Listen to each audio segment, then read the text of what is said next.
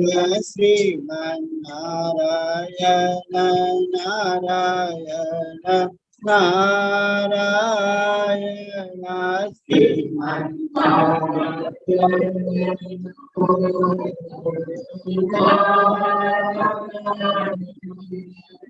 अब दो प्रश्न।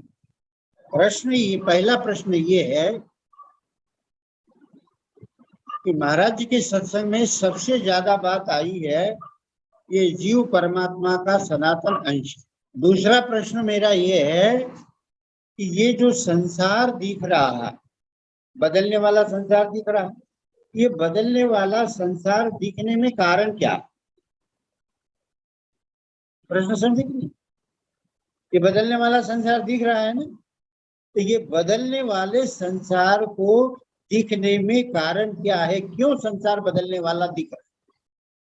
ये दो प्रश्न है। इसका अर्थ ये हुआ कि हम परमात्मा के सनातन अंश है, इसका पता कब लगता है कि जब हम जागृत अवस्था में सुषुप्तिवत जब हो जाते, जैसे जागते हुए, जैसे गहरी नींद में हमें संसार का किसी का पता नहीं, संसार कैसा है क्या है कुछ भी। गहरी नींद में आप चले जाते हैं तो आपको संसार का कुछ भी पता नहीं लगता, केवल पता किसका लगता है? अपना पता लगता। तो जो गहरी नींद में आपका जो अनुभव है, मैं सुखपूर्वक सोया और मुझे कुछ पता नहीं लगा, गहरी नींद का अनुभव क्या है? मैं सुखपूर्वक सोया। सुखपूर्वक सोया का अर्थ क्या है?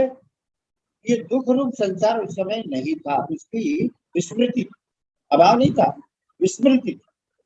मैं सुखपूर्वक सोया ये संसार के अभाव को दर्शाता, और मुझे कुछ पता नहीं लगा ये आपके भाव को दर्शाता।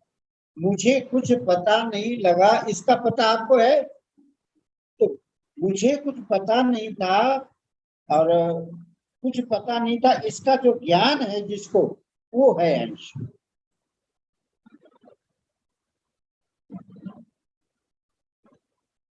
मतलब जीव परमात्मा का सनातन अंश है, वहां तक वही साधक पहुंच सकेगा जो गहरी नींद में जैसे अनुभव करता है, जागृत अवस्था में वैसे ही वैसे संसार के संबंध विच्छेद का अनुभव करेगा, उसको अपने अंश का, अपने होनेपन का पता लग जाए।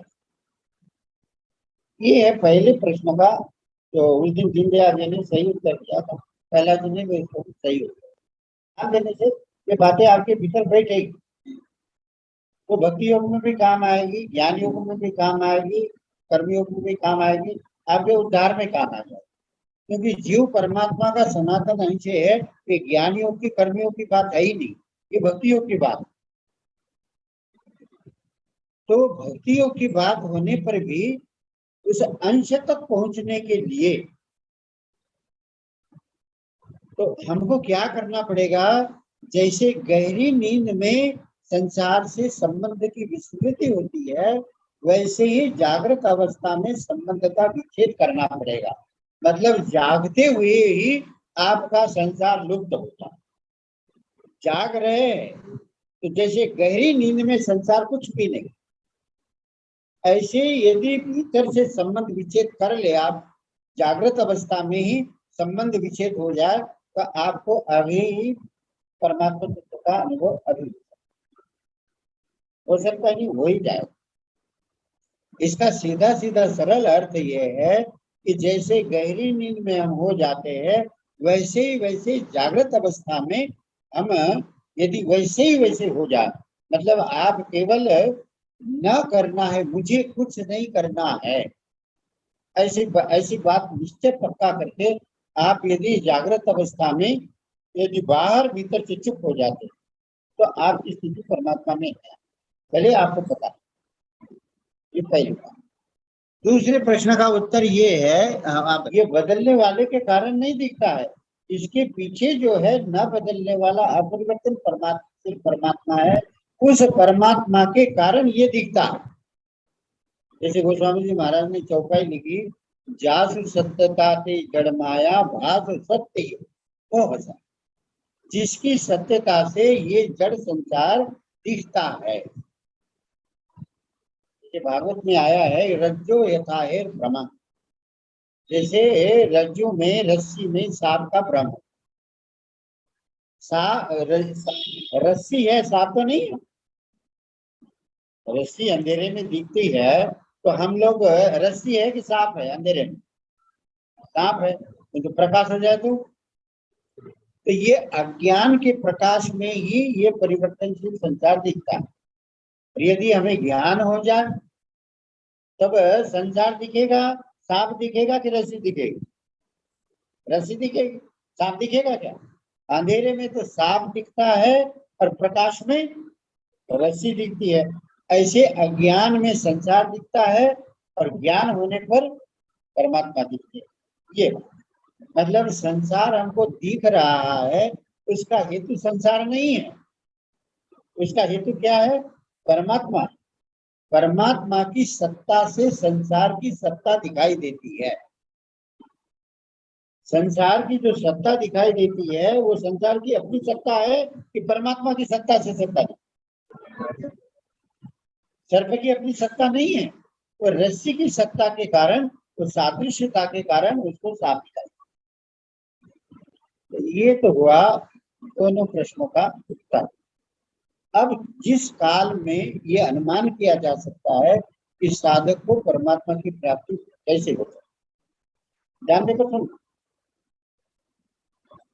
साधक जब जिज्ञासु होता है और किसी जिज्ञासा की पूर्ति के लिए सत्संग में बैठता है तो उसको परमात्मा तत्व का अनुभव कैसे होता है उसका पूर्वानुमान बता रहे। मतलब किस तरह के साधकों को तत्काल परमात्मा प्राप्ति हो सकती है वो आपको बताए। श्रीमन नारायण नारायण नारायण श्रीमन नारायण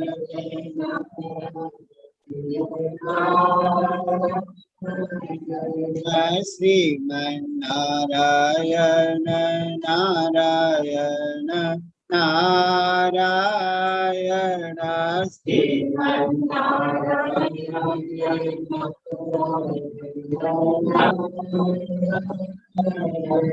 सियावर रामचंद्र भगवान की जय। और अब सज्जनों एक दृष्टांत आप सुन ले। सेठ जी ने एक दृष्टांत दिया था, वो मेरे को बड़ा प्रिय लगा, आप ध्यान देकर सुनना। जैसे आपने सुना होगा पाताल, जैसे मृत्युलोक है वैसे इसके नीचे पाताल। पाताल में लोग रहते हैं, सृष्टि है पाताल में, किंतु वहां सूर्य नहीं। पाताल में नीचे सूर्य नहीं, सूर्य तो मृत्युलोक। तो पाताल का कोई आदमी यदि मृत्युलोक में आ जाए, इस उद्देश्य से आ जाए कि सुनते हैं कि मृत्युलोक में सूर्य भगवान, उसके भीतर जिज्ञासा हुई कि मृत्युलोक में सूर्य भगवान है, हमको सूर्य भगवान के दर्शन करने हैं। उस इच्छा से वो पाताल लोक से मृत्युलोक आया। मृत्युलोक आया तो वो रात में आया। तो एक किसी संत महात्मा के कुटी पर पहुंचा, तो महाराज मैं आपकी शरण में आया हूँ, सूर्य भगवान के मुझे दर्शन कर।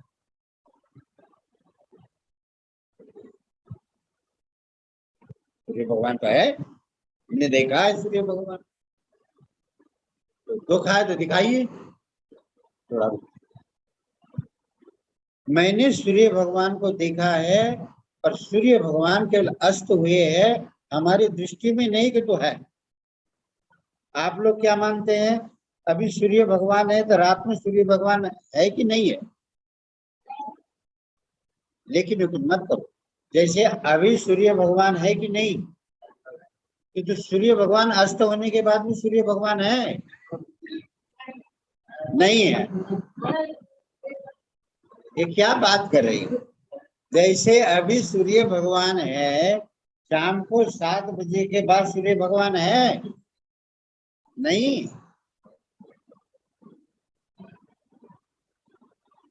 वास्तव में क्या है कि जैसे अभी सूर्य भगवान है, ऐसे रात में भी सूर्य भगवान वैसे ही है।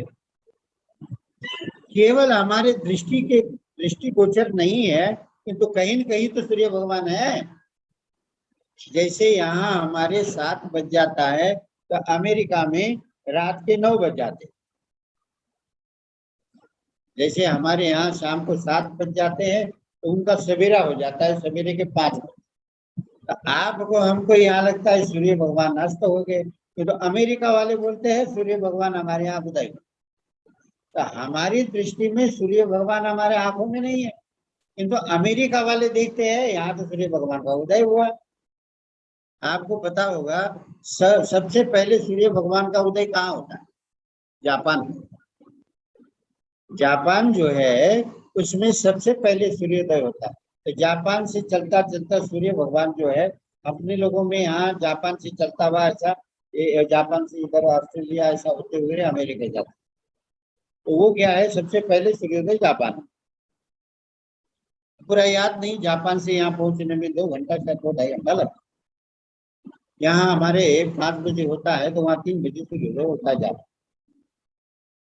तो उस संत महात्मा को कहा कि हमें सूर्य भगवान के दर्शन करने के लिए आए। बोले सूर्य भगवान है? बोले दिखाइए। तो थोड़ा सा प्रतीक्षा। तो वो संत महात्मा सो गए। कहा अब उसको नींद ही नहीं आया, सूर्य भगवान को देखना है, कहीं ऐसा ना हो जाए हम देख दे सूर्य भगवान फिर बाद में गायब हो जाए। तो वो जो लेटा, बोले सूर्य भगवान के दर्शन तो करने हैं भाई, दर्शन करने हैं, किंतु कैसे सोए देखना है। हम 1-1.5 घंटे के बाद वो बाबा जी जग गए। अरे तुम सोए नहीं? बोले महाराज मुझे सूर्य भगवान देखना है, मुझे सोना नहीं है, मुझे सूर्य भगवान देखना। उसकी लालसा बढ़ गई। 12 बजे से 3 बजे फिर वो कहा कि महाराज सूर्य भगवान के दर्शन। अरे बोले रुको, बोले नहीं मुझे दर्शन कराए। तो उनकी उत्कंठा और बढ़ती गई। इसके बाद जैसे 4 बज गया तो प्रकाश होने लगा। अरे बाबा जी बाबा जी बाबा जी देखो सूर्य भगवान दिख रहे। अरे सूर्य भगवान नहीं है, ये अभी पौ फटना कहते हैं उसको, प्रकाश है अभी। बोले ये सूर्य भगवान नहीं है क्या? इतना प्रकाश होगा, रात में इतना अंधेरा हुआ था, ये सूर्य भगवान? अरे नहीं, ये प्रकाश है, ये भगवान के आने का अभी प्रकाश हुआ है तुम्हारे, ये हुआ है। बोले कैसे दर्शन हुआ? बोले अभी प्रकाश देखो बढ़ता, थोड़ी देर में देखा प्रकाश तो और बढ़ रहा है। बढ़ते बढ़ते बढ़ते बढ़ते अब वो उत्साहित होता जा रहा है सूर्य भगवान।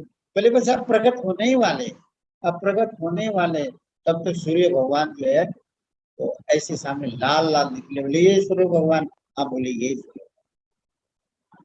फिर धीरे धीरे धीरे वो लाल के फिर पीले हुए, पीले के एकदम सफेद हो गए। धीरे धीरे सूर्य भगवान ऊपर आने लगे।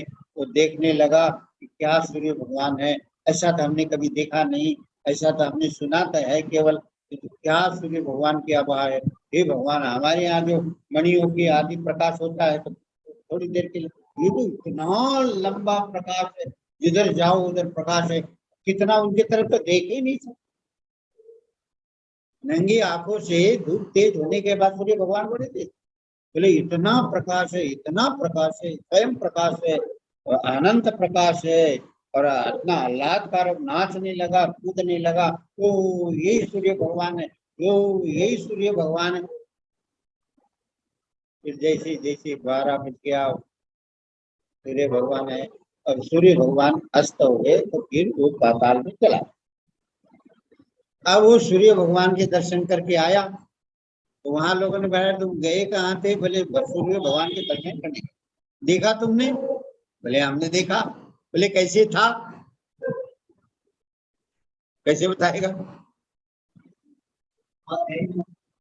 कोई उपमा नहीं दे सकता। वो लाया, इतना बड़ा मनी लाया, बोले ऐसा होता है क्या? रे बोले उसके सामने तो ये कुछ भी नहीं। बोले ये ऐसा है क्या? तो बोले कुछ ऐसे ही नहीं। फिर क्या किया कि 2-3 हजार लीटर जो है डीजल पेट्रोल जलाया। बोले इतना प्रकाश है, बोले कुछ भी नहीं। अब वो जितना जितना उपमा देता गया, लोग पूछते गए बोले ऐसे है क्या सूर्य भगवान? तो बोले अरे उसकी उपमा तो हो ही नहीं सकती। तो उसकी उपमा हो सकती है कि अनुभव हो सकती है। उसने पाताल लोक से आकर सूर्य भगवान का अनुभव कर लिया। अनुभव कर लिया तो उसके अनुभव में फर्क पड़ेगा क्या? वो सूर्य भगवान को देखे चाहे नहीं देखे, वो उसके अनुभव में तो कोई फर्क पड़ना नहीं। सूर्य भगवान सामने है तो सामने कहेंगे हाय भाई सूर्य भगवान हमारे सामने है। सूर्य भगवान अस्ताचल को चले गए तब भी वो मान लेगा सूर्य भगवान तो है, अभी अस्ताचल में गए फिर सवेरे आ जाए। तो वो एक दृष्टांत है सेठ जी का। इसी तरह से सज्जनों, आपको यदि इस बात का पूर्वानुमान हो रहा है, पूर्वानुमान कहाँ होता है? या तो आपके भीतर भगवान के दर्शन करने की लगन हो जाए, आपको जैसे उसको साधक को जो है रात में नींद ही नहीं आ रही, मुझे सूर्य भगवान देखना है, मुझे सूर्य भगवान। उसने कहा अरे आए हो थके मांदे भोजन तो कर लो, बोले नहीं मुझे सूर्य भगवान के दर्शन करना। जैसी जैसी उत्कंठा बढ़ती जाएगी, उसकी जैसे जैसे नींद हराम हो जाएगी, जैसे उसकी भूख हराम हो जाएगी, और जैसे ही छटपटाने लगेगा कि मुझे जो है सूर्य भगवान के दर्शन करने हैं, सूर्य भगवान के दर्शन करने हैं, कोई उसको भोजन सामने लाए तो बोले नहीं भाई पहले दर्शन करेंगे तब खाएंगे। तो ये एक दृष्टांत है। परमात्मा के लिए तो सूर्य भगवान का उदय होना है, परमात्मा तो आपके सामने सदा प्रकट ही है। किंतु उत्कंठा होने से क्या होता है? उत्कंठा जैसे बढ़ती जाती है, जिज्ञासा बढ़ती जाती है, वैसे ही वैसे जो है ये संसार के जो अज्ञान कह दो या सुख की इच्छा कह दो या मोह है, ये मिटता चला जाता।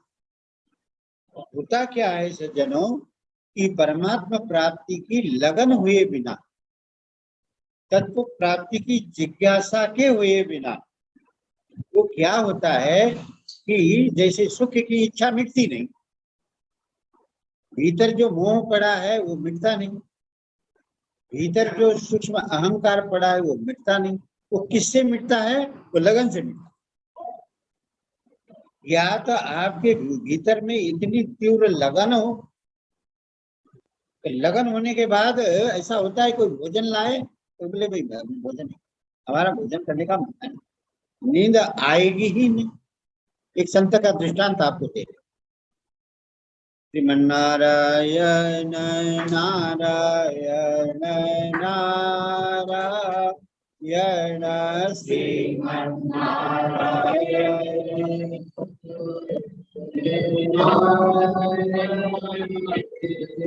श्रीमन्नारायण नारायण नारायण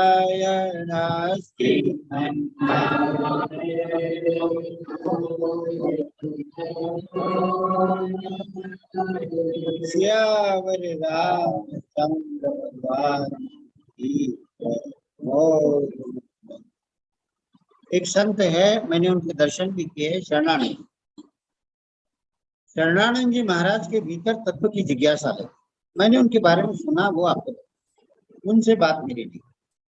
उनके बारे में ये सुना कि जेठ का महीना था, अभी जेठ ही चल रहा है, बड़ी गर्मी, बारिश नहीं हो रही थी, जेठ का महीना था, और उनके भीतर में ये जिज्ञासा हुई कि परमात्मा प्राप्त, मुझे तत्व ज्ञान तत्व बोध हो कैसे। और वो लेटे हुए थे और रात में लेटे हुए थे, गर्मी बहुत थी, उमस बहुत थी, उनको बहुत प्यास लगी, भीतर से प्राणों की प्यास ऐसी बढ़ गई कि पानी के बिना प्राण छटपटा। इधर जोरदार जिज्ञासा भी उनको हो रही, प्यास भी लग रही है, और इधर परमात्मा तत्व की जिज्ञासा भी बढ़ रही है। तो ऐसी दशा में उन्होंने विचार किया कि पानी पहले पीना है ये जरूरी है कि तत्व प्राप्ति ये जरूरी है। तो उन्होंने कहा तत्व प्राप्ति के बाद ही हम पानी। हमारा थोड़ी देर रही तो उनकी छटपटाहट रही, व्याकुलता रही, और उसके बाद पूर्णता का तत्व ज्ञान का ही नहीं, तत्व बोध का ही अनुभव हो गया। अब उनको लगा कि बस यही पूर्णता है, अब ये पूर्णता कहीं जाएगी।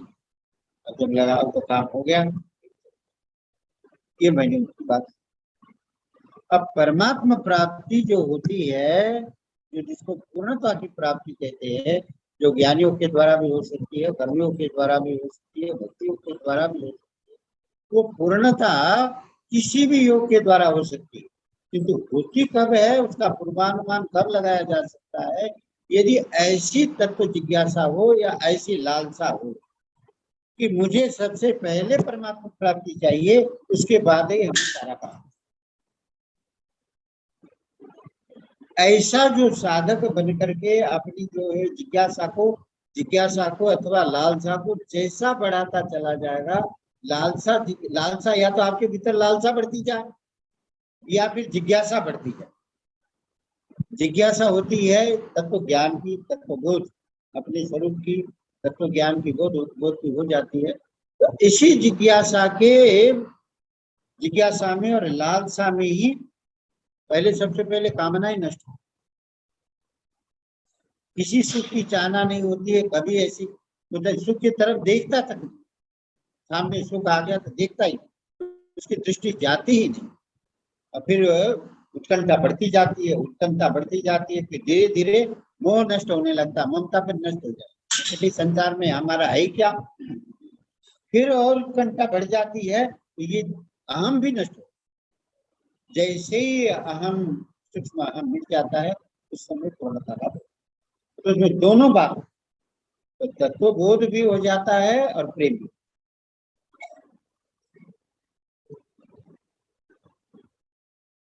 ऐसा एक साथ होता। यदि उत्कंठा बढ़ती चली जाए तो प्रेम प्राप्त हो जाएगा और बोध हो जाएगा। ऐसे भगवान की प्राप्ति की लालसा बढ़ जाए कि अब तो मैं भगवान के बिना रह नहीं सकता, अब मैं भगवान के बिना रह नहीं सकता, तब भी भगवान आकर पूर्णता का बोध करा। तो किंतु ये जिज्ञासा के अभाव में और लालसा के अभाव में पूर्णता नहीं। पूर्णता के रास्ते में पड़े रहोगे, कभी आप बातें समझोगे, क्रम से समझोगे या जिज्ञासा के आधार पर समझते जाओगे, कभी अपने आप ही आपके भीतर तत्व जिज्ञासा जागृत होगी, तत्व जिज्ञासा के अंतर्गत आपको अपने आप ही भीतर से भगवान आपकी जिज्ञासा को शांत करते रहेंगे। ये क्रम तत्व प्राप्ति का अथवा प्रेम की प्राप्ति का जो पूर्वानुमान है, पूर्वानुमान शब्द समझते, पहले अनुमान लगता है, जैसे सूर्य भगवान के उदय के पहले प्रकाश होता है, तो इसे अनुमान लग जाता है सूर्य भगवान उदय होने वाले, और वही सूर्य की किरणें उधर के पहाड़ पर पड़ती है तो मालूम पड़ता है, इसको देखने से मालूम पड़ता है सूर्य भगवान का उदय हो, जबकि पहाड़ होने के कारण सूर्य भगवान दिखते नहीं। तो उस प्रकाश को देखने, किरणें देखने के बाद संदेह रहता है कि नहीं। तो ये है साधकों को परमात्मा प्राप्ति की पूर्णता का अनुभव होने का पूर्वानुमान। उसके लिए आपको क्या करना पड़ेगा, आपको या तो जिज्ञासा लगानी पड़ेगी, ऐसी जिज्ञासा कि उस तत्व प्राप्ति के बिना मेरा दूसरा कोई काम नहीं बचा है, अब होनी चाहिए तो केवल तत्व प्राप्ति होनी चाहिए, और कुछ भी हो जाए, संसार का प्रलय हो जाए तो मुझे उसे काट लेना देना। अन्न के अभाव में प्राण चले जाए, जल के अभाव में प्राण चले जाए, या घर के सारे संबंध नष्ट हो जाए, मुझे किसी की परवाह नहीं, मुझे तो केवल तत्व प्राप्ति करनी है, ऐसी जिज्ञासा जगती है तो उसी क्षण परमात्मा प्राप्ति, और ऐसी लालसा जग जाती है उसी समय परमात्मा प्राप्ति। ये आपको बहुत ही कम जगह मिलेगा कि तत्व ज्ञान और तत्व बोध और तत्व प्रेम ये एक ही समय में तत्कालिक। कुछ लोग ये मानते हैं पहले प्रेम हो जाता है उसके बाद तत्व ज्ञान हो जाता है, कुछ लोग ये मानते हैं कि तत्व ज्ञान हो जाता है प्रेम हो जाता है। दोनों का ही क्रम है, किंतु जब साधक का सूक्ष्म अहंकार जब मिट जाता है तो दोनों एक साथ। इस जैसे सोना और सिक्का होता है ना, सिक्का, एक सिक्के में इधर एक पहलू, एक इधर चित है, पट है, तो पूर्णता होने के बाद ज्ञान भी वैसे रहता है, प्रेम भी, तो कोई फर्क नहीं। किंतु जब सूक्ष्म अहम रहता है तो उसमें फर्क होता है। भक्ति मार्ग से भी सूक्ष्म अहम रहता है, शरणागत रहता है, तब तक वो पूर्णता नहीं। तो पूर्णता होने के बाद फिर तत्व ज्ञान और तत्व भगवान में प्रेम बराबर। तत्वज्ञ भी प्रेम से रहित नहीं होता और प्रेमी भी तत्वज्ञ से रहित। ये पूर्णावस्था है। किंतु पूर्णावस्था किस दशा में हो जाएगी? जब या तो आपकी लालसा चरम से, लालसा के बिना ये होगा नहीं। अवस्था हो जाएगी, आपको लगेगा बढ़िया रास्ता है, बढ़िया आप आनंद से रहेंगे, वो सब करेंगे, वो ठीक है। पूर्णता का बोध आपको, पूर्णता का बोध उसका अर्थ है कि आपकी जिज्ञासाएं शांत हो जाए और प्रेम के विषय में निसंदेहता। तत्व प्राप्ति में क्या होता है? तत्व प्राप्ति में पूर्णता होने के बाद तत्व बोध में होता है। तत्व ज्ञान के बाद थोड़ी शंका रहती है, तो तत्व बोध के बाद फिर आपकी जिज्ञासा का होना संभव ही नहीं। जिज्ञासा की सर्वथा निवृत्ति हो जाती है, किसी प्रकार की कोई जिज्ञासा रह नहीं सकती, कुछ भी हो जाए। इसको भगवान ने कहा सर्गी पिनो जायन्ते प्रलय न व्यथा। संसार में दोबारा जन्म नहीं होता उसका, और प्रलय भी उसको व्यथा नहीं। ऐसी जिज्ञासा की पूर्ति हो जाती है तो उसके कोई चीज बाकी जिज्ञासा कभी मन में उठती ही नहीं है कि संसार नहीं है, ये बात भी नहीं उठती है, और परमात्मा है ये बात भी नहीं। संसार नहीं है ये बात भी उसके भीतर नहीं, और परमात्मा है ये बात भी उसको नहीं। और जब तक ये बात रहती है संसार नहीं है, तभी जिज्ञासु। अब परमात्मा है वो भी जिज्ञासु। पूर्णता होने के बाद संसार नहीं है ये बात भी नहीं रहती, और परमात्मा है ये बात भी नहीं, क्योंकि ये दोनों बातों को जानने वाला मानने वाला है ना। और ये जानने मानने वाला नहीं रहेगा तो संसार नहीं है ये बात भी उसके भीतर नहीं होती है, और परमात्मा है ये बात भी उसके भीतर। तो क्या होता है उसको तो केवल वही जानता है, दूसरा कोई नहीं। ये पूर्णता। अरे तो भक्ति मार्ग में क्या होती है? भक्ति मार्ग में निसंदेहता। उसको संदेह कभी पैदा होता ही नहीं, किसी भी काल में उसको संदेह नहीं पैदा होता।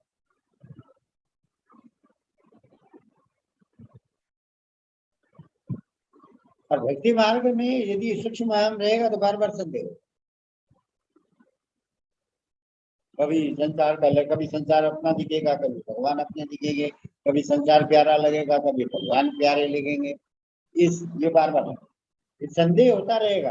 अरे है ही नहीं संसार, फिर भी क्यों दिख रहा है? भगवान संसार क्यों दिख रहा है? सामने कई दृश्य आ जाएगा तो ये भगवान है भूल जाएगा। कुत्ता सामने काटने के लिए आ जाएगा तो कुत्ता ही भय होगा, भगवान निर्भयता नहीं है। तो निसंदेहता हो जाए ना कि कुत्ता नहीं है भगवान ही है, तो भय होगा ही। होता क्या है? तत्व जिज्ञासा की पूर्ति होने के बाद जिज्ञासा नाम की कोई चीज रह सकती ही नहीं, और प्रेम होने के बाद संदेह कभी रह सकता ही, किसी काल में भी संदेह नहीं कर। ये दोनों।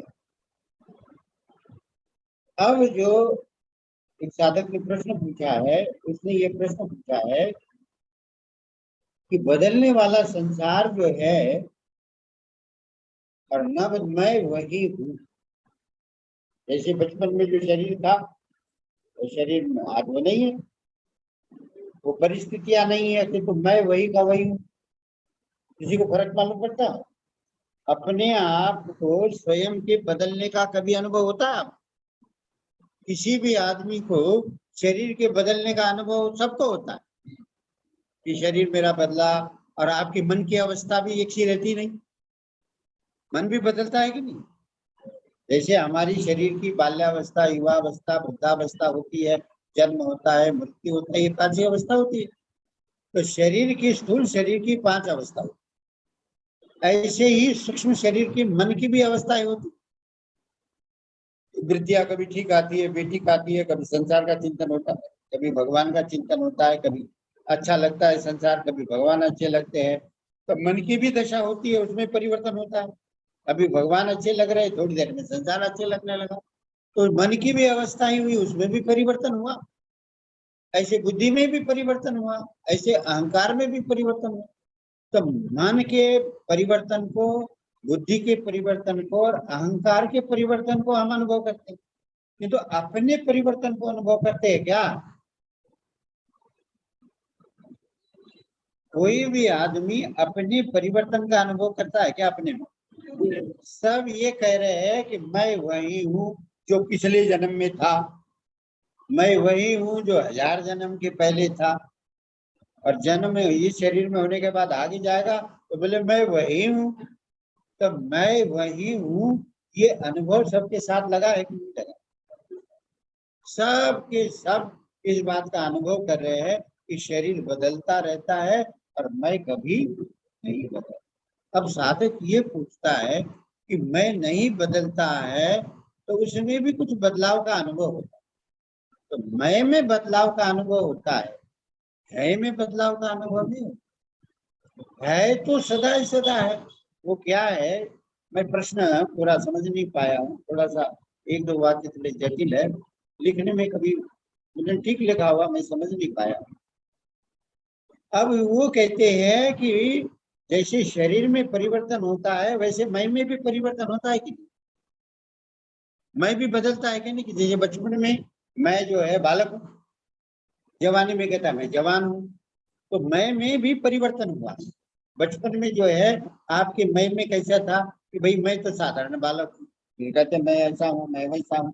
तो मैं का भी परिवर्तन होता है और हूँ में भी परिवर्तन होता है, किंतु जब तक हूँ जो है वो हूँ क्यों है, वो मैं के कारण। यदि मैं के साथ संबंध न हो तो हूँ रहेगा कि है रहेगा? तो है में कभी परिवर्तन होता है क्या? अब साधकों की कहाँ समस्या आती है वो बताना। श्रीमन नारायण नारायण नारायण श्रीमन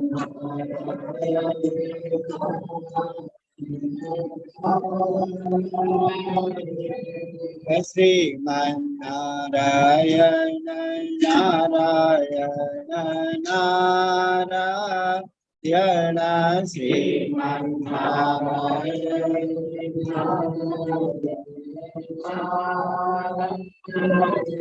श्यावर रामचंद्र भगवान की जय हो। अब 3 प्रश्न आपके सामने रख रहा हूं। एक संबंध विच्छेद, एक संबंध का अभाव और एक संबंध की विस्मृति। ध्यान देकर सुनना है, बड़ा पढ़ाई तो भाई पूरी पढ़ाई करो, सुनते सुनेंगे तो आप बहुत थोड़ी पढ़ाई भी करो, वो पढ़ाई व्यर्थ नहीं जाएगी। अव्यर्थ का हल्ला मत मचाओ कि हम तो भगवान के, भगवान हमारे है। भले ही वो है आपके भगवान के, तो भगवान आपके है, आप भगवान के, उसको सही अर्थों में समझो, दृढ़ता पूर्वक समझ में आ जाएगा। 3 बात। पहला प्रश्न है कि एक संबंध विच्छेद, एक संबंध की विस्मृति और एक है संबंध का अभाव। एक संबंध विच्छेद, एक संबंध की विस्मृति और एक है संबंध का अभाव। अब इसको आप कोई भी आदमी बोले कि संबंध विच्छेद किसे कहते हैं, संबंध की विस्मृति किसको कहते हैं और संबंध का अभाव किसको? तो सबसे पहले हम ले रहे हैं कि संबंध की विस्मृति को ले रहे हैं। जैसे संबंध की विस्मृति का अर्थ क्या हुआ कि अभी हम जिस शरीर में बैठे हैं, अभी जो इस शरीर में बैठे हो, तो इसके पहले भी हमारा कोई न कोई शरीर था, तो उस शरीर की याद है आपको? उसकी आपको सर्वथा विस्मृति है। कुछ भी आपको कुछ भी याद दिला दिया जाए, अरे तुम्हारा मुंह देखकर कैसा लगता तुम कुत्ता थे, तुम्हारा शरीर देख लगता तुम बंदर थे। भाई आदमी का सामुद्रिक होता है ना, तो कुछ आदमी को देख करके लगा कि अरे हाथी जैसा, ये तो पहले जमाने में न जाने हाथी। एक हीरो नाम का एक वैज्ञानिक हुआ, ज्योतिषीय तत्व को जानने वाला था। उसने आदमी के बाहर के ढांचे को देख करके पता लगाया कि आदमी पूर्व जन्म में कैसे। हीरो था, उसका एक पुस्तक हमने पढ़ी नहीं, आई थी मेरे सामने तो मैंने रुचि ली। हीरो नाम का एक गणितीय ज्योतिषी था विदेश। उसने क्या किया, मनुष्य के सामग्रिक के आधार पर पूर्व जन्म में ये किस योनि में था इसका पता लगाने का प्रयास, और बड़ी सूक्ष्म से सूक्ष्म बातें ली। जैसे आपकी आंखें देख करके, आपका नाक देख करके, आपके कान देख करके, आपके हाथ देख करके एक पूर्वानुमान होता है कि नहीं। अभी भी देखो, कोई हाथी जैसे लोग हैं तो कोई हिरन जैसे दौड़ते हैं, कोई कुत्ते जैसे खिसियाते हैं, तो ये स्वभाव साथ में आता है। हम किस स्वभाव वाले थे अभी पता लगेगा। यदि लड़ाकू स्वभाव के हो, एक ने एक बोल दिया तुमको चार बोलना है, तो वो समझना चाहिए पहले जन्म में लड़ने वाले कुत्ते थे। कुछ अभिमानी होकर चलते हैं, हमारे पास ये है तो अभिमानी भी। गरुड़ जो है, गरुड़ को अभिमान था, वो गरुड़ गरुड़ प्रवृत्ति के कहते हैं। तो उसने ये पता लगाने की कोशिश की कि ये मनुष्य किस योनि से आया, स्वभाव वाला है, कैसी उसकी आकृति है, कैसा वो बोलता है, क्या करता है। तो उसमें जैसे मैंने पहला शब्द रखा कि संबंध की विस्मृति। तो आप बताओ संबंध की विस्मृति किसको कहते हैं? जैसे पिछले जन्म में कुछ भी याद है, ऐसे ही एक शब्द आया है कि संबंध का विच्छेद, उसको समझाओ।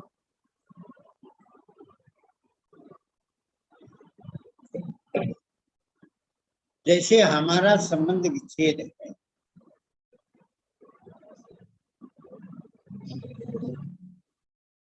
विच्छेद समझ रहे क्या? नहीं, संबंध हमारा था नहीं, मतलब विच्छेद शब्द ऐसा बोलता है कि अरे ये क्या, इसके साथ हमारा कोई संबंध ही नहीं है, विच्छेद है। तो कुछ भी करे कुछ भी ना करे, क्या करे हमें क्या, संबंध विच्छेद। वही तो विच्छेद को समझाइए, वही तो कह रहे हैं। महाराज जी, महाराज जी, शरीर की हाँ आवश्यकता, शरीर की आवश्यकता का अनुभव नहीं होना। हाँ शरीर की आवश्यकता का अनुभव नहीं होना।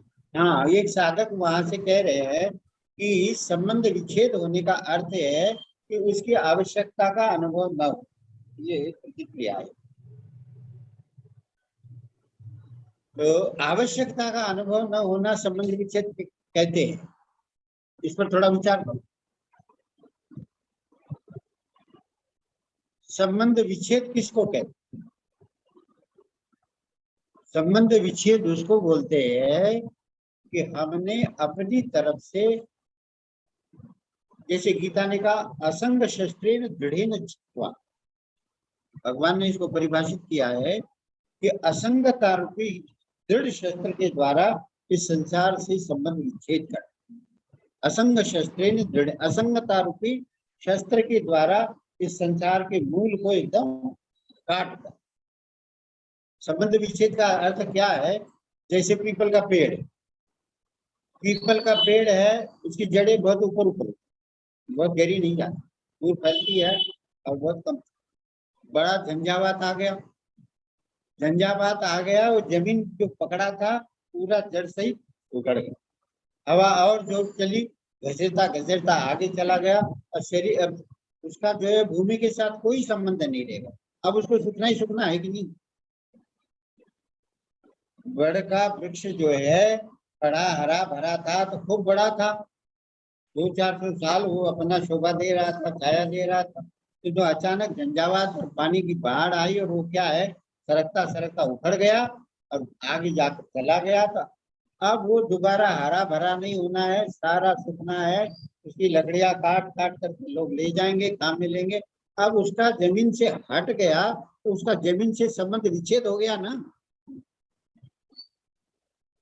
अब संबंध विच्छेद हो गया तो क्या दोबारा हरा भरा होगा? वो कभी नहीं।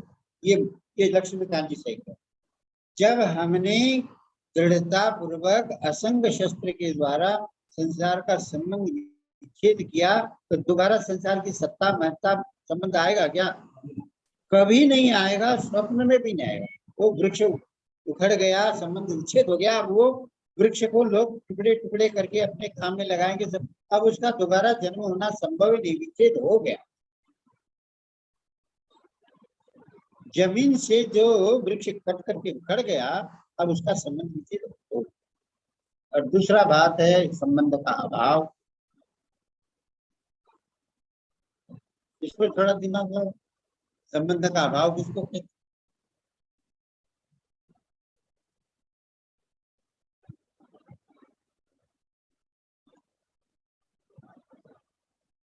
बाहर से भी कोई नहीं बोल रहा। अब संबंध के अभाव को सुनो। जैसे अमावस्या की रात, उस समय सूर्य भगवान का प्रकाश रहेगा क्यों? और 12 बजे दिन में प्रकाश में अमावस्या की रात रहेगी क्या? तो अमावस्या की रात का सूर्य भगवान से क्या कोई संबंध हो सकता है? अभाव हुआ कि नहीं? यदि रात है तो प्रकाश का अभाव। जहाँ रात है, अंधेरा है, वहां प्रकाश का अभाव है। जहाँ प्रकाश है वहां अंधेरा नहीं। अमावस्या की रात है, इसका मतलब वहां सूर्य भगवान नहीं। और दिन है तो वहां अमावस्या की रात नहीं। मतलब क्या है कि दो परस्पर विरोधी सत्ताओं का संबंध है कि अभाव है? अभाव। ऐसे ही जड़ चेतन का अभाव है। जड़ परिवर्तनशील है, चेतन अपरिवर्तनशील। तो अपरिवर्तनशील का जड़ के साथ संबंध का अभाव है कि नहीं? तो अभाव यदि वो मान ले कि भाई मैं परमात्मा का सनातन अंश हूँ, शरीर संसार का जड़ अंश है, तो संबंध का अभाव हो जाएगा कि नहीं? तो परस्पर विजातीय सत्ता में संबंध होना असंभव है, तो संबंध का अभाव हो गया। ऐसे आपने दृढ़ता पूर्वक स्वीकार कर लिया कि मैं भगवान का हूँ, अब संसार में मैं किसी का रहा नहीं, संसार में मेरा कोई नहीं, तो आपने संबंध विच्छेद कर लिया। जैसे गहरी नींद में आप जाते हैं तो आप संबंध की विस्मृति करे रहते हैं, मैं कौन नाम का हूँ, कौन मेरी पत्नी है, कितना मेरे पास धन है। तो क्या है कि विस्मृति हो जाती है ना। तो विस्मृति तब तक रहती है जब तक स्मृति नहीं। स्मृति जगने के बाद विस्मृति खत्म। तो चाहे आप संबंध विस्मृति दोष करके नाश कर लो, चाहे विच्छेद के द्वारा नाश कर लो, चाहे अभाव के द्वारा। जब संबंध विच्छेद हो जाएगा, चाहे संबंध का अभाव हो जाएगा, चाहे संबंध की विस्मृति। भक्ति योग में संबंध की विस्मृति हो, एक स्मृति जग जाती है, मैं तो केवल भगवान का हूँ, अब मेरा कोई रहा ही नहीं संसार। खोजने खोजने पर भी आपको मिलेगा अपना कोई। आपके भीतर ये स्मृति जागृत हुई कि मैं भगवान का हूँ, तो आपके जीवन में कितना भी खोदा जाए, आपको कोई अपना मिलेगा? है? नहीं मिलेगा। तो स्मृति होने से विस्मृति दोष मिटता है, और विवेक के द्वारा संबंध का अभाव हो। और विच्छेद जो होता है वो विवेक के द्वारा ही होता है। विवेक के द्वारा वैसा होता है कि जैसे एक कर्मयोग से संबंध विच्छेद होता है, कि भाई हमारा तो संसार में कुछ है नहीं, हमारे पास जो है केवल संसार की सेवा के लिए है। तो संसार से भी संबंध विच्छेद होता है, अपना तो है ही नहीं भाई, हमें क्या। तो कर्मियों के द्वारा संबंध विच्छेद होता है, और भक्तियों के द्वारा विस्मृति का स्मृति होकर के विस्मृति का स्मृति आता है, और ज्ञान के द्वारा संबंध का। फिर क्या है, जो साधक कोई भी प्रश्न करे, इन तीन बातों उत्तरों में सब प्रश्नों का समाधान। यदि आपकी भक्तियों का प्रश्न है तभी मिट जाएगा, ज्ञानियों का प्रश्न है तभी मिट जाएगा, और कर्मियों का प्रश्न है तो आप सेवा कर लो, आपका संबंध विच्छेद। आपने दृढ़ता पूर्वक सेवा की, पिताजी की संपत्ति पिताजी की सेवा में लगा दी, और ऐसे संसार की संपत्ति संसार की सेवा में लगा दी। हमारा तो कुछ था नहीं, उसमें कोई इच्छा नहीं, कर्मियों के द्वारा संबंध विच्छेद। और ज्ञानियों के द्वारा संबंध का अभाव होगा, और मैं भगवान का हूँ ये स्मृति जागृत हो गई, तो इस संसार मेरा है ये स्मृति हो जाएगी, तो मिल जाए। आपको स्वप्न में भी अपना कोई नहीं दिखेगा। यदि जिसने दृढ़ता पूर्वक स्वीकार कर लिया कि मैं केवल भगवान का हूँ, उसको स्वप्न में भी अपना कोई दिखेगा क्या? जागृत अवस्था में कहाँ दिखेगा? हम भगवान के हो गए तो बाल अपने दिखेंगे? क्या दिखेंगे? अपना कुछ नहीं दिखेगा। स्मृति जगने के बाद विस्मृति का दोष सदा के लिए। यदि हम भगवान के हो गए तो आपको कभी भी अपना चीज करके कोई दिखेगा ही नहीं। आपकी मान्यता में नहीं आएगा कि ये मेरा संसार में कोई है, मेरा धन है, कि मेरी स्त्री है, तो मेरा घर है, कि मेरा परिवार है। आपको दिखेगा कि तो अपना नहीं दिखेगा। जैसे मकान आपको दिख रहा है कि तो अपना दिख रहा है। ये मकान हम बैठे हैं, सबको दिख रहा है कि नहीं? सोने वालों को नहीं दिखेगा, किन्तु देख रहे हैं उनको दिख रहा है कि नहीं? तो अपना दिख रहा है। और अपने घर में जाओगे तो अपना दिख रहा है कि अपना नहीं दिख रहा? अपना दिखता है। ये इसका मतलब परमात्मा की स्मृति आपने जागृत नहीं की है। तो फिर कैसे हो? जैसे यहाँ बैठ करके हम लोगों को ये दिख रहा है कि मकान तो दिख रहा है कि तो किसी को अपना दिख रहा है तो बताओ। और अपने घर में जाते ही अपना किसी दिखेगा? जैसे ये अपना नहीं है तो वो भी तो आपने माना है, तो वही तो मिटाना है सत्संग। किस लिए? शरीर अपना नहीं दिखना चाहिए, मन अपना नहीं दिखना चाहिए, बुद्धि अपनी नहीं दिखनी चाहिए। आप मान्यता मिटा देंगे तो उठ जाएगा। आप मानते रहेंगे तो आपको दिखता रहेगा। और कोई उपाय नहीं। किंतु एक मान्यता दूसरी मान्यता को खा जाए। जैसे आपने मान लिया कि भगवान का है तो आपकी मान्यता जो मेरा है खा जाए। भगवान का मैं मेरे भगवान है ऐसे कहते ही कि आपको भगवान ही भगवान की चीज दिखेगी अपनी नहीं। भरत जी को अपनी चीज दिखती थी क्या? वो कहते हैं भाई संपत्ति सब रघुपति रहा है। तो ये जो हम लोगों के भीतर मान्यता पड़ी है ना, मेरा है मेरा है, इसको अभ्यास के द्वारा नहीं मिटाना, भीतर से विचार करना। अब तो ये भाई भगवान का है, हमारा कहाँ रहा? मानने के पहले हमारा था, हमारी भूल थी, मिट गई। अब अपनी जगह क्या आ गया? भगवान का आ गया। इसलिए भक्ति उत्सव ये मेरा नहीं है, ये कठिनता पड़ती है। किंतु भगवान का है तो इसको मेरा नहीं है, इसमें थोड़ी कठिनता है। तो भगवान का इसमें कोई कठिनता है? कोई? ये शरीर मेरा नहीं, ये तो कठिनता है। ये तो भगवान का है, इसमें मानने में कठिनता है क्या? पति मेरा है, ये सुगमता से। अब पति की सारी चीजें पति की है, मेरी तो नहीं है, ये मानना सुगम है। पति की है ये सुगम पड़ता, भगवान की है ये सुगम पड़ता, मेरा नहीं है ये कठिन पड़ता। चाहे मेरा नहीं है ऐसा करके मान करके भूल मिटाओ, या प्रभु मेरे है करके भगवान का मान लो। सेठ जी की बात आपको सुनाए। सेठ जी को उनके भाई हरिकृष्ण दास जी गोयनका ने कहा कि सेठ जी आप गीता भवन बनाते हैं, लोगों का रुपया क्यों लगाते? आपके पास रुपया नहीं हो तो आप लोगों का लगवाओ। जब आपका रुपया आपके पास लगाने के लिए है तो आप लोगों का। सेठ जी का जब गीता भवन बन रहा था तो पहला उधर का प्लाट बना, तो सेठ जी ने वैश्य समाज से ट्रस्ट, वैश्य ट्रस्ट कि हम केवल वैश्य लोगों का इसमें पैसा है। तो सेठ जी के परिचित लोग थे, उन्होंने कहा सेठ जी हमारा इतना है, इतना लोगों ने पैसा। तो घनश्याम जी हरिकृष्ण दास जी को खटकाया, तो उन्होंने अपने बड़े भाई को कहा कि भाई जी आपके पास जब रुपया है तो आप लोगों का क्यों लगाते हो? अपना लगाओ। और मैं आपका भाई हूँ, मैं कह रहा हूँ, हम सब भाई मिलकर के कह देंगे, आप लोगों का क्यों लगाते हो, अपना क्यों नहीं लगाते? सेठ जी ने कहा, महाराज जी कहा कि देखो ये हरिकृष्ण कहता है कि ये मेरा है और मैं मानता है कि ये मेरा है।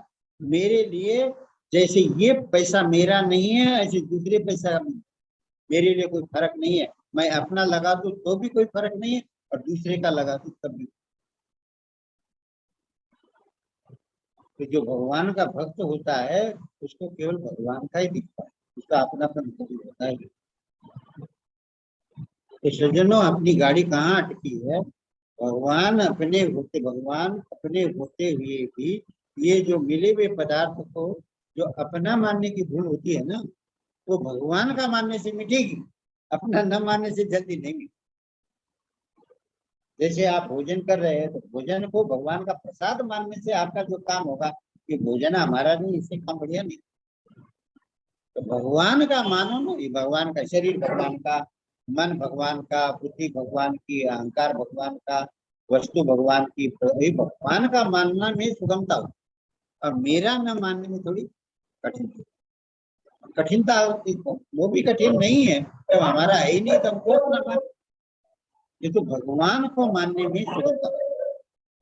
अभी शरीर मेरा नहीं है और हम कहते नहीं, भगवान का दिया हुआ है। अब उसको स्नान कराओ, सारी व्यवस्था रखो, उसको भगवान की चीज को भगवान में लगाओ, तो सुगम। इसलिए भक्ति योग सुगम। और केवल भक्ति के नाम पर केवल दंभ पाखंड करोगे तो काम होगा। भीतर से मान लो केवल भगवान का ही है। जितनी दृढ़ता पूर्वक मानोगे उतनी ममता। कभी कभी उल्टा पुल्टा हो जाए तो मानो कोई बात नहीं, घाटा लग गया तो अपना कहाँ घाटा लगा। दुकान हमारी नहीं है, भगवान की है, तो घाटा भगवान की दुकान में लगा कि आपकी दुकान। मस्त हो जाओ। अपनी दुकान में घाटा लगा, अपनी दुकान में घाटा लगा तो रोगे। जब भगवान की दुकान में घाटा लग जाए तो भगवान रोएंगे, आप करो। भगवान में कोई फर्क नहीं पड़ता। तो ये क्या है कि एक मतलब कई लोगों के प्रश्न आए, उसके जिज्ञासा के रूप में ये बातें आपके सामने है। अब इसमें कोई इसी विषय में कोई शंका हो क्या?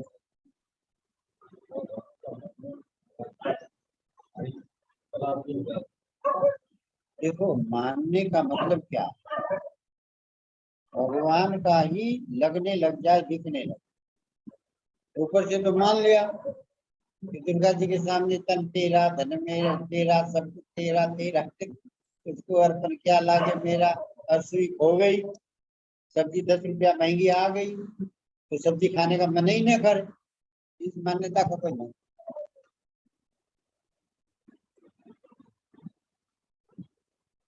सब कुछ भगवान का है तो हमारे में फर्क नहीं पड़ना चाहिए। ये आपके अपने जीवन में तोलने की चीज। दूसरा कैसे बताएगा हमने कितना अपना माना, कितना नहीं अपना माना। भगवान का माना है तो आपने भगवान का माना हो, आपका बेटा मर जाए तो आप। एक मैं दृष्टांत देता हूँ ना, वो राम नाम की आरतिया, राम नाम के आड़तिया थे, बंबई के थे, और वो राम नाम का ही व्यापार करते, अपना व्यापार छोड़ देता था और कलकत्ता जाते तो भाई खाता है, बोलो आप कितना नाम रोज लो, तो मैं 16 माला पे सब जब करते ही सारा नोट, लाखों करोड़ों अरबों भगवान का नाम लो। उनका नाम है, भाई जी ने रखा था राम नाम की आरतिया, दलाली करते, बम्बई के थे। वो क्या कलकत्ता, बम्बई, दिल्ली सब जगह घूमते और अपना व्यापार छोड़ दिया, भगवान के नाम का व्यापार। हमारा जो उसका बेटा मर गया, बेटा मर गया तो उसकी जब अर्थी जा रही थी तो राधे गोविंद कीर्तन करते हुए मचान मिलेगा, और वहां लोग जला रहे थे, रिया अपना नाच नाच कर कीर्तन कीर्तन नहीं कर रहे, बेटा हो गया। फिर घर आए साथ, 2-4 दिन के बाद कुछ महिलाएं उनसे शोक मनाने के लिए गई कि देखा कि भाई इनका बेटा मर गया, थोड़ा इनको नाम मैं भूल गया हूँ, कहा कि इनसे थोड़ा सांत्वना दिया। तो गई, दरवाजा बंद था, आंगन में राधे गोविंद कीर्तन कर रहे। महिला ने पूछा अब क्या है, यहाँ जाना है तो हमारे शोक सभा के लिए तो कीर्तन करो। अब वो हरदम कीर्तन करते, रास्ते में निकलते राधे गोविंद कीर्तन करते रहे। एक आदमी तो के लिए मित्र था, अरे आरती जी, आपका बेटा मर गया और आप कीर्तन में क्या करो? रो। अरे जो ब्याह करके लाए थे तब भी कीर्तन करके लाए, अब उसको मर गया तो विदा करने के लिए तभी कीर्तन कर। हमारे बेटे को क्या फर्क? ब्याह करके लाए तब भी कीर्तन करते, अब वो मर गया तो कीर्तन करके पहुंचा दी, अब मरने के बाद भी क्या करे, रोए? अभी कीर्तन नहीं कर रहे। ये सत्य घटना। यदि बेटा भगवान का था तो हमको रोने की जरूरत पड़ेगी? भगवान का दृढ़ता पूर्वक मानने से रोना आएगा ही। जितना भगवान का कम माना है उतना ही हलचल मचेगी। ये भगवान, अब ये क्या हो गया, ये भगवान ये क्या हो। पूर्णता भगवान का मानने के बाद कहीं नहीं होता, शोक नहीं होता ही। और दृष्टांत एक जयदयाल जी का सिरा का भी आप लोगों ने सुना होगा पुराने शासन। जयदयाल जी को सरा गीता प्रेस की ट्रस्टी भी, उनके बेटे से मिले भी, एक बेटे से नहीं पोते से मिले। तो जयदयाल जी कसेरा को बेटा मरने की सूचना मिलने पर भी उनके कोई फर्क, और वो थे बंबई के, उनका बेटा मरने पर भी कोई फर्क। क्यों? कि भाई भगवान का ही बेटा मानते तो अपने तो कैसे होता। तो शरीर है, शरीर का अपमान है, धन जाना जाना है, जो कुछ भी है तो उसका हमारे पर फर्क हो, जब अपना कुछ है ही नहीं। अपना भगवान है, भगवान का सब कुछ है, तो रोना धोना किसका?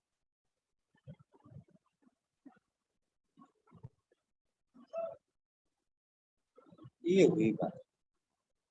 इसमें आप लोगों को तुम्हारा इसमें कोई शंका हो तो,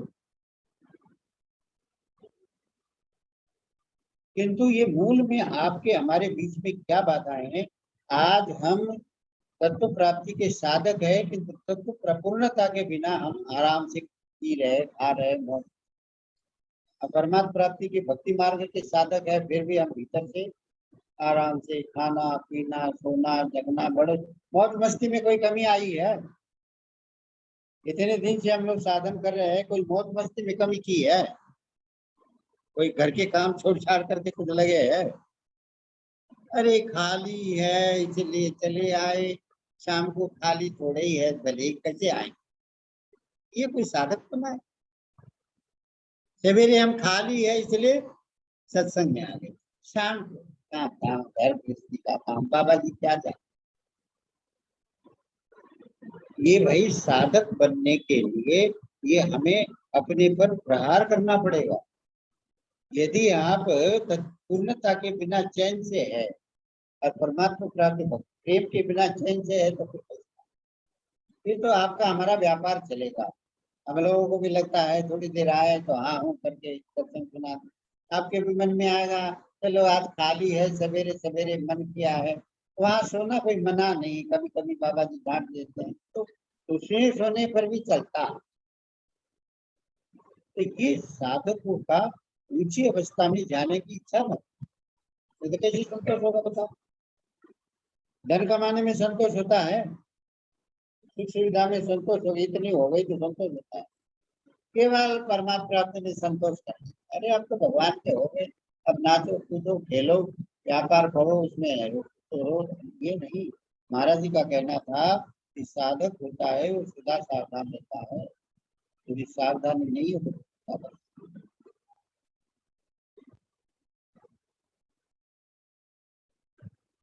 ये जो भीतर के दोष है ना, ये या तो जिज्ञासा के आधार पर दिखेंगे या लालसा।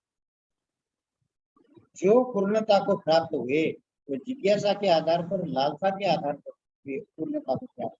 जिनकी जिज्ञासा नहीं जगी, लालसा नहीं जगी, वो साधक तो है परमात्मा प्राप्ति के। जब तक जिज्ञासा जगेगी नहीं, आपको बहुत ज्यादा उन्नति नहीं देगी।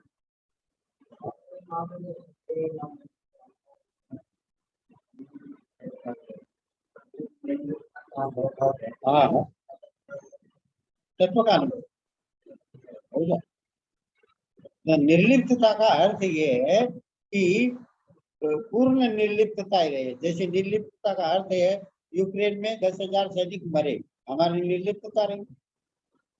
ऐसे हमारा कुछ भी हो, मर जाए या कोई नुकसान हो जाए, कुछ भी हो जाए। अब वहाँ यूक्रेन वाला का इतना नुकसान हो गया, हम निर्लिप्त ही, हमारे साथ कुछ भी घटना घटे हम निर्लिप्त रहे तो तत्व ज्ञान होगा, तभी निर्लिप्त रहेगा। तत्व ज्ञान पूर्णता नहीं हुई तो निर्लिप्त रह ही नहीं। कोई न कोई हलचल मचेगी, थोड़ी देर मचेगी, घंटा भर रहेगी, 2 घंटा रहेगी, रात भर रहेगी, मिल जाएगी बात में। कितना वो 50 है उतना तो रहेगा।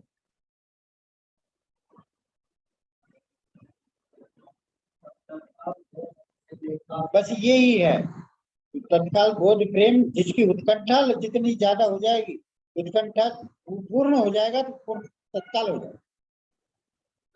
हाँ? हाँ?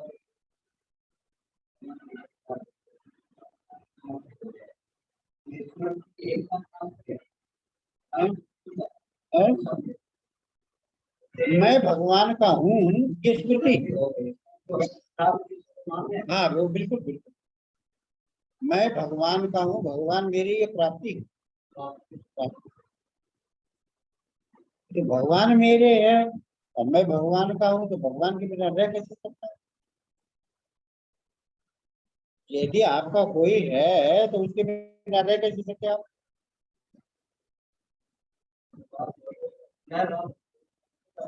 हाँ, फिर वो प्रेम की कमी।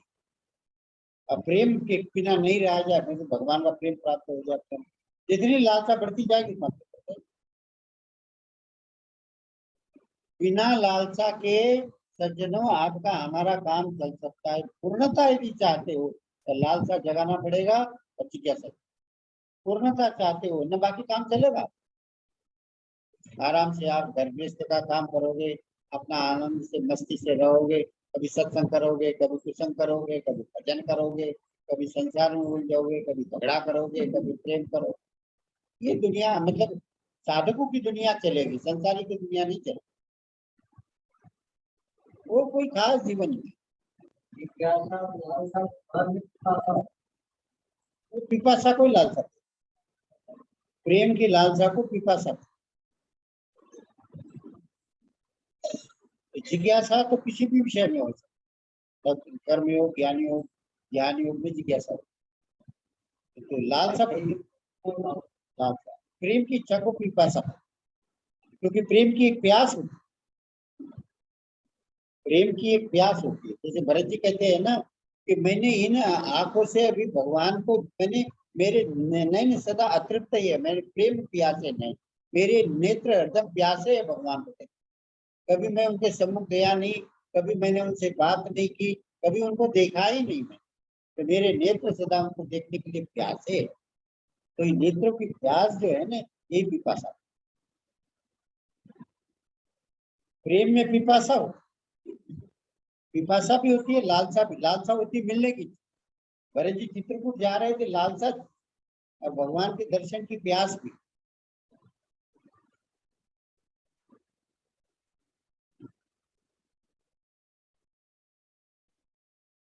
वो आता है ना, वो पद आता है ना उनका, चतुर्भुजदास, दर्शन को नैना तरसे, वचन सुनन को कान, मिलवे को हेरा तरसे, मेरे जिए के प्राण।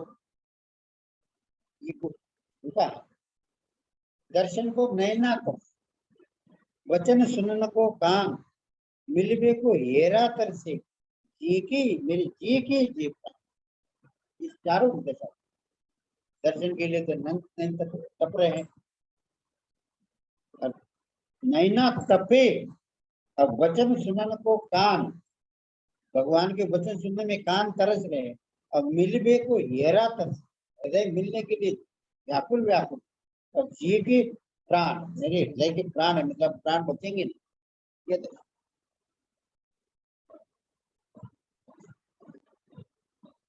इसको कहते लालच।